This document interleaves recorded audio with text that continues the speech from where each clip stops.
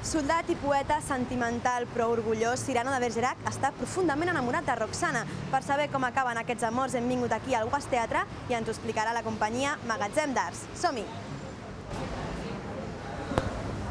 L'Albert Pueyo dirigeix la companyia des de l'any 1975. Després de voltar per tot Espanya amb espectacles infantils per a escoles i també per a adults, ara per fi pugen a l'escenari d'una sala alternativa de Barcelona. Suposo que si tens un nom, ets conegut o tens padrins, deu ser superfàcil. Però en el nostre cas, que ens ho guanyem tot amb el treball, és molt complicat. En aquest espectacle l'Albert compagina la direcció amb la interpretació. Com s'ho deu fer? El meu mètode és molt senzill. Jo quan vull actuar em busco un cover, que és el que fa les substitucions, quan jo no puc actuar, i assaja ell. Ell assaja i jo dirigeixo des de baix.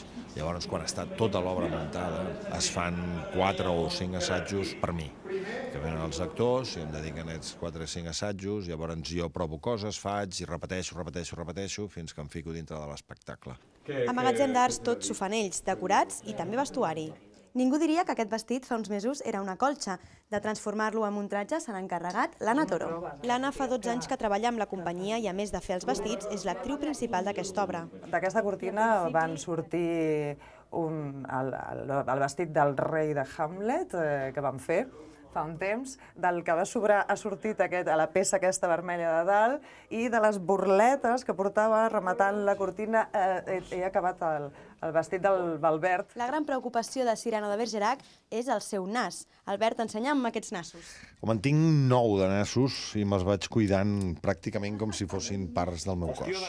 Tots aquests vestuaris i complements serveixen per il·lustrar una obra ambientada al segle XVII, però que parla d'històries ben actuals.